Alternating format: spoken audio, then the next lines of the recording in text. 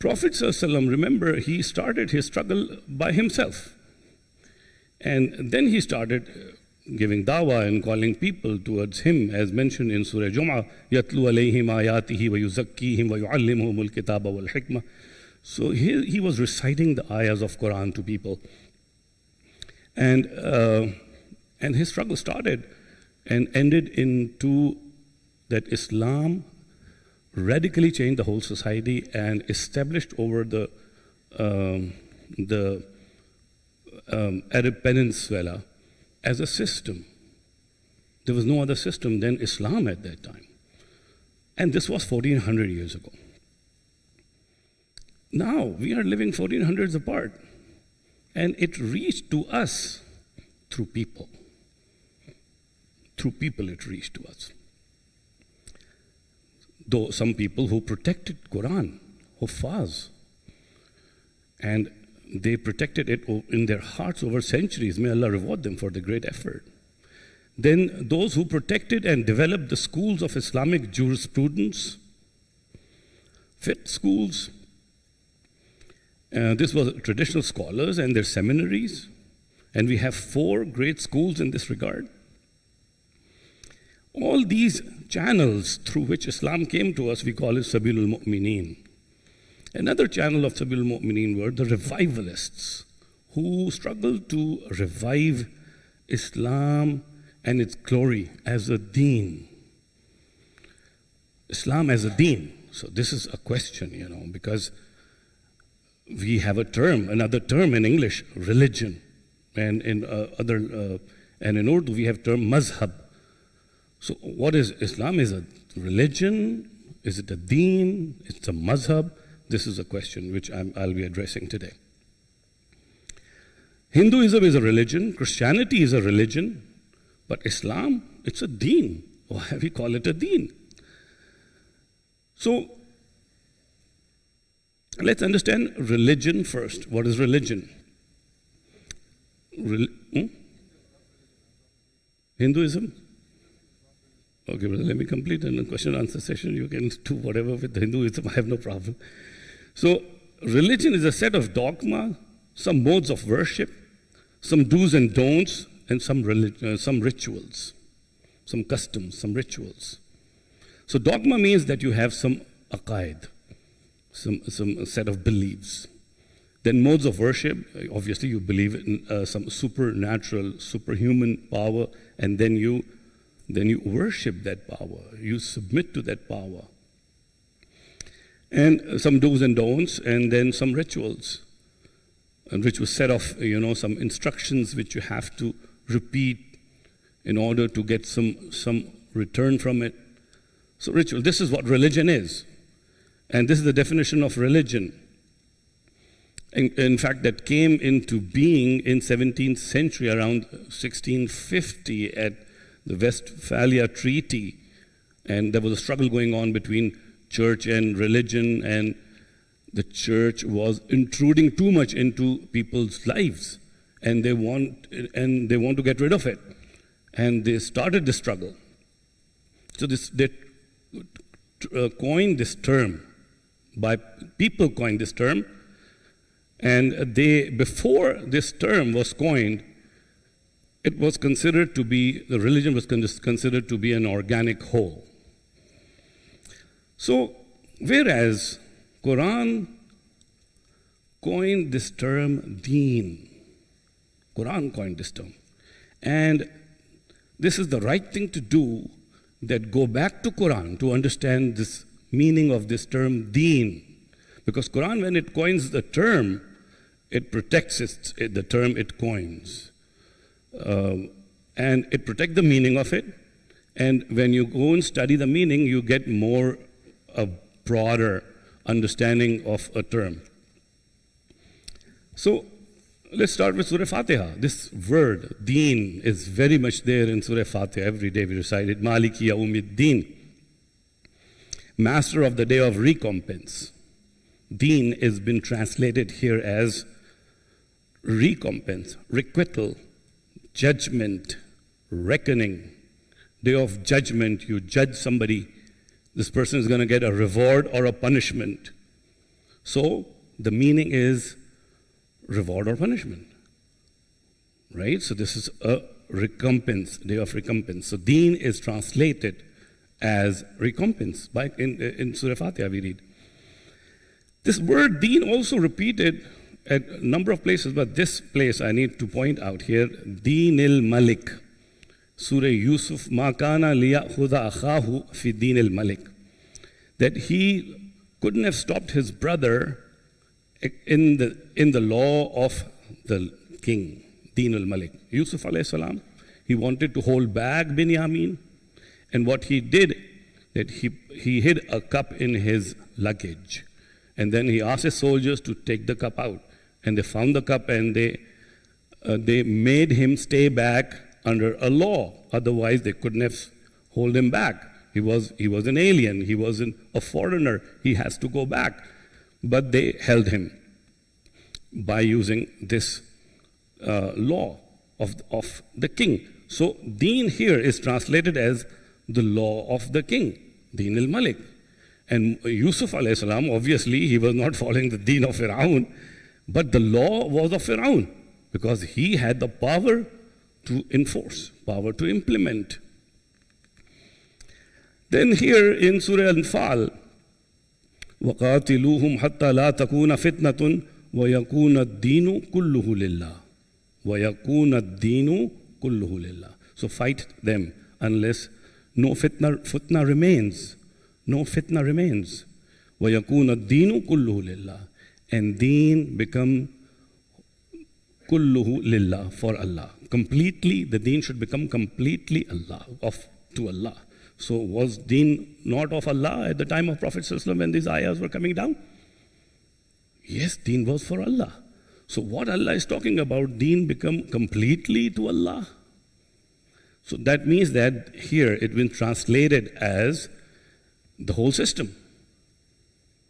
What is a system? Then question comes, what is a system? System is when some laws become governing laws. There are some laws of do's and don'ts, but then some laws are governing laws that run the system. There are also laws, but they're governing laws.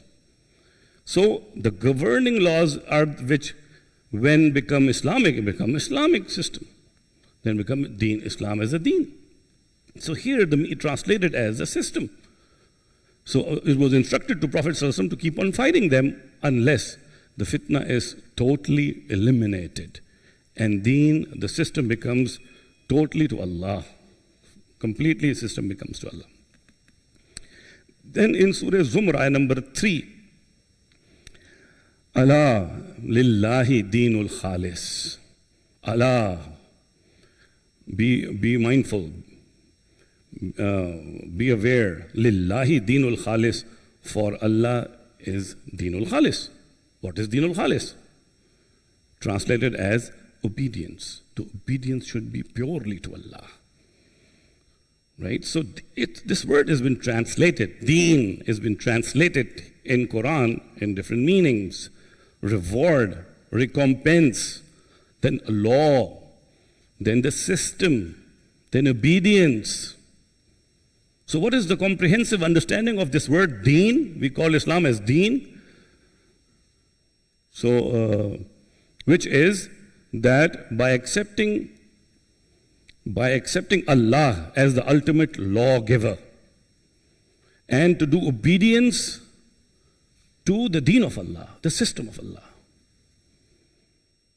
with an expectation of reward from Him, is called Deenullah, the Deen of Allah. So here if you see that, then there's another word, Deenul Jamhur. What is Deenul Jamhur? Now I'm going to change the words here. By accepting majority as the lawgiver, not Allah, majority as the lawgiver, and to obey the majority or the system created by majority, and to expect the reward from the system, can be called Deenul Jamhur. And same goes for Deenul Malik. If the king has been considered as the ultimate lawgiver, and the obedience is supposed to be the system of the king. So we need to understand, the holistic meaning of this word, Deen. So what happened? The concept of Deen gradually faded away. So let's see another way. Human life is divided into two hemispheres. One is individual hemisphere, one is collective hemisphere. In individual hemisphere, your personal beliefs, your worship, your rituals, you see, your personal thing that's between you and Allah. That's fine.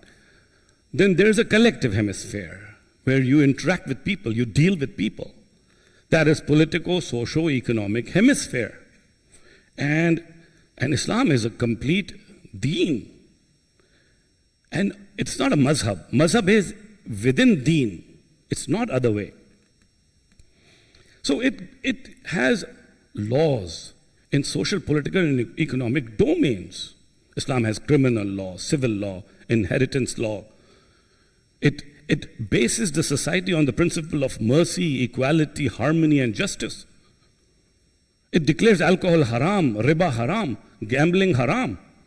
It's a whole system. It gives women protection and honor in the society. So what happened? Islam, when Prophet ﷺ established Islam in its full form, in all hemispheres, Islam was fully established, and Islam was the ruling system of that time. So after Prophet ﷺ, it remained another 30 years. We call that period Khilafat-e-Rashida, the righteous caliphate period. And after what happened? Then Khalifa started appointing their children. And a lot of scholars call that period Malukiyat.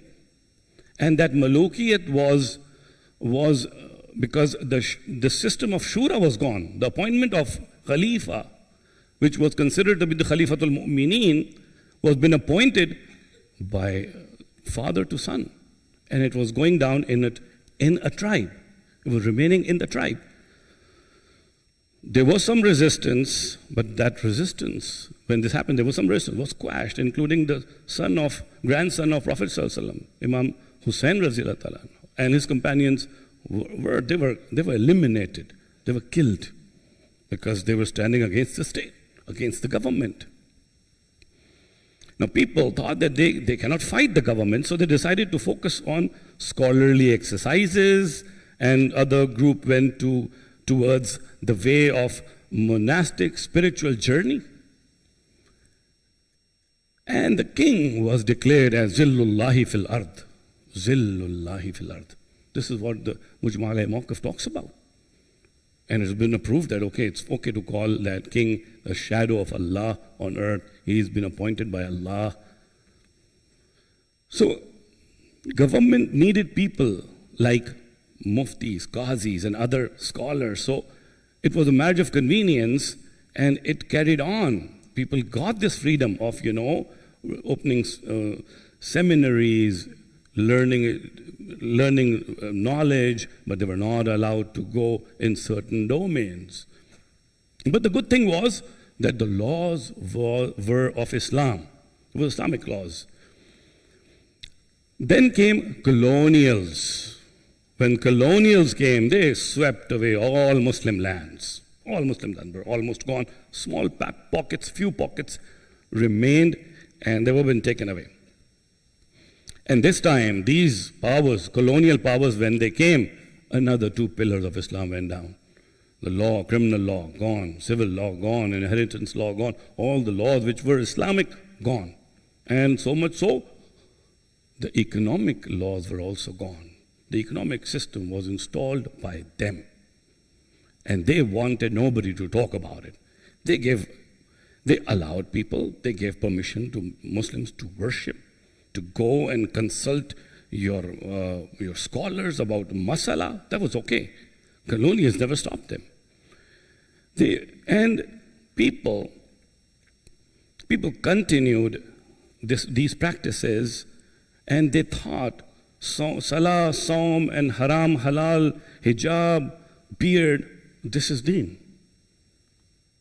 This is deen. So the concept of deen faded away. Batil crept in and took the control. So let me recite this ayah in front of you. وَمَنْ لَمْ وَمَن لَّمْ يَحْكُم بِمَا أَنزَلَ اللَّهُ فَأُولَٰئِكَ هُمُ الْكَافِرُونَ فَأُولَٰئِكَ هُمُ الظَّالِمُونَ فَأُولَٰئِكَ هُمُ الْفَاسِقُونَ. So look at these ayahs of Quran. So the concept of Deen, again, we have to restore this concept that it is a whole system that encompasses whole individual and collective domain of human life. And I end with this ayah, وَمَن يَبْتَغِي غَيْرَ الْإِسْلَامَ دِينًا فَلَنْ يُقْبَلَ مِنْهُ. That if you bring other than Islam as a deen, وَهُوَ فِي الْآخِرَةِ مِنَ الْخَاسِرِينَ, and they will be those who are going to be at loss on the day of judgment. أقول قولي هذا أستغفر الله لي ولكم ولسائر المسلمين واستغفروا إنه هو الغفور الرحيم.